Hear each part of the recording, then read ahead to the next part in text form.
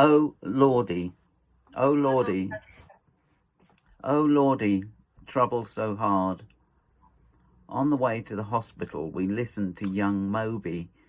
I mean, he was younger when he had recorded the album in his New York apartment with what we might now consider to be a primitive electronic sampling equipment in an anachronistic but quintessentially of its time electronic piano. And, perhaps I speculate it was this very primitivism that helped him to entangle with his terrain via the refrain, a milieu of the soul.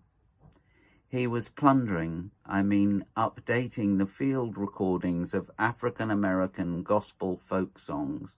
My father loved Leadbelly and would sing me his version of Cocaine Blues, along with the Dust Pneumonia to lull me to sleep. My father's version of these songs are my favourites, and yet they do not appear anywhere on YouTube. Leadbellies are the closest thing I can find. I believe that the timing and social context of when you first encounter a song determine your qualitative processing of its value. On our way to see you in the respiratory ward, we are listening to Moby, meandering through the green, canopied, slightly longer route avoiding motorways. I experience the journey in reverse and weep the tears for your passing that will come to pass approximately 5 hours later.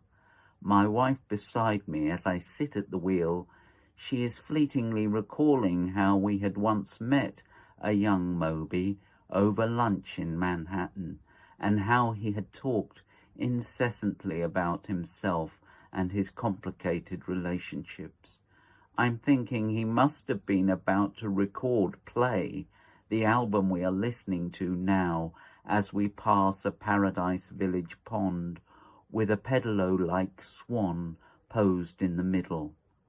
This would have been a nice place to visit with a blanket draped over your knees as you recover from double pneumonia, except it is a ferocious lung disease and we are driving towards a cliff edge in the dark.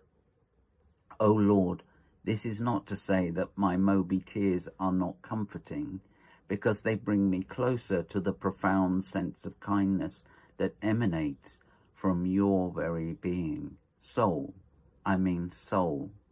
Why does my soul feel so bad?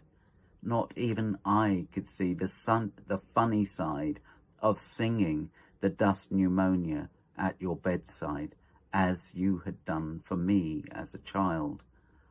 It will be my own son stepping gingerly into your curtained dying realm who unlocks my heart's chamber, encountering your holographic body in World War II fighter pilot's mask, trouble so hard you are straining to be heard above the engine's whine. I would like a nice pint of beer and to look at a smiling face. Confusion knits your brow and the hours are all misplaced. Time cannot enter this region where we, your legacy, find ourselves huddled inside the eye of the storm. The consultant has just convinced us, that removing your fighter pilot's mask would be the kindest thing. Time now flows gently from an egg timer into a beach onto which you are emerging with an appointment to meet a leprechaun. And oh, I think, there was a youth, a cruel youth. He lived beside the sea. My father returns once more to himself, and I see the old man gently living out his final years for a brief, beautiful moment. To say when we die we stop implies that when we live we are going like a wind-up toy.